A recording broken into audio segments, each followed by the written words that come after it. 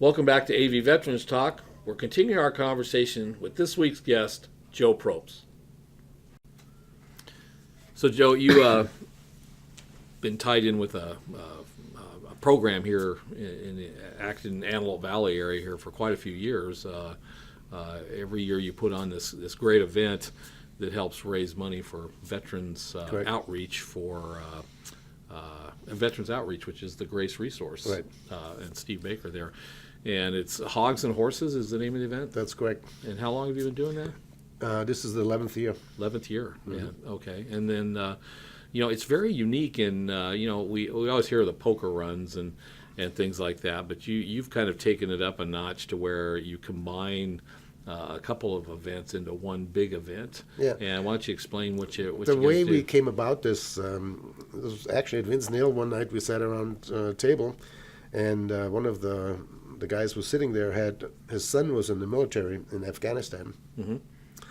And so we decided, we should do something to support the troops. And everybody had horses and Harleys. Right.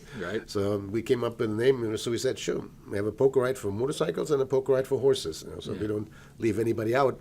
Yeah, yeah. And that's how we came up with Hogs and Horses. Hogs and Horses. In 2006. 2006. And probably started out kind of small. Oh, yeah, it was very small. We had maybe 20, 30 bikes or 20 horses or so. Yeah.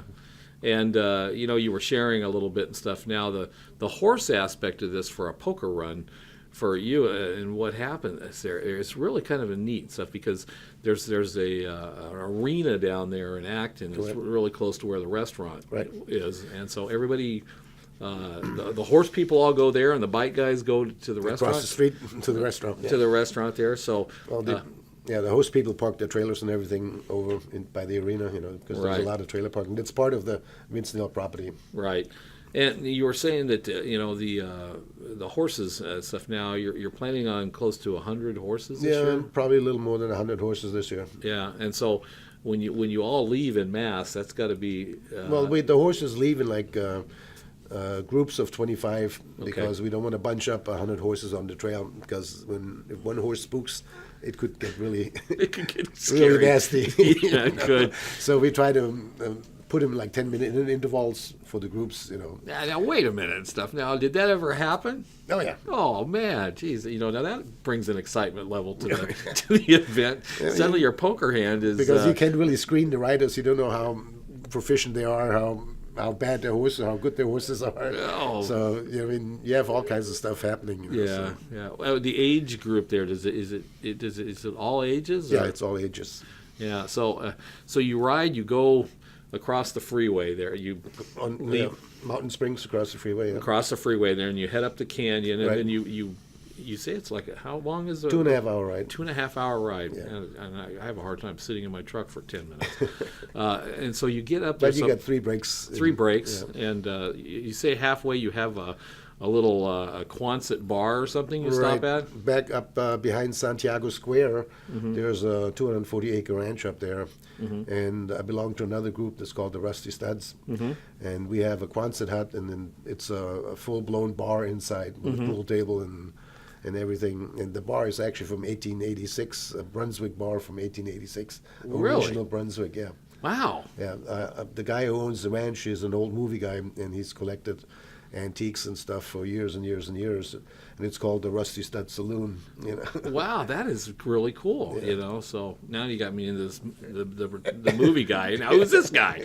And stuff. So it's really kind of neat, the little community up there. Acton actually has a great cross-cut of Americana up there, of the people that live up in that area there. So you go up there, and then the horses all come back, and then when it's over, when the horse part is over, it just is it just over, or No, do you turn in your hands, or does you it? turn in your poker hands, and then we have a big barbecue.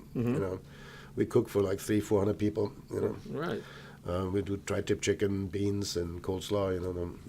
The fixings, and everybody eats, and then we have a raffle. Then we honor the veterans that we chose to honor this year. This year we have Joe Probst, our horseback ride leader, passed away about a month ago. Yeah. So he's going to get honored. And we have another Korean War veteran that Dennis Anderson found for me. He's going to get honored.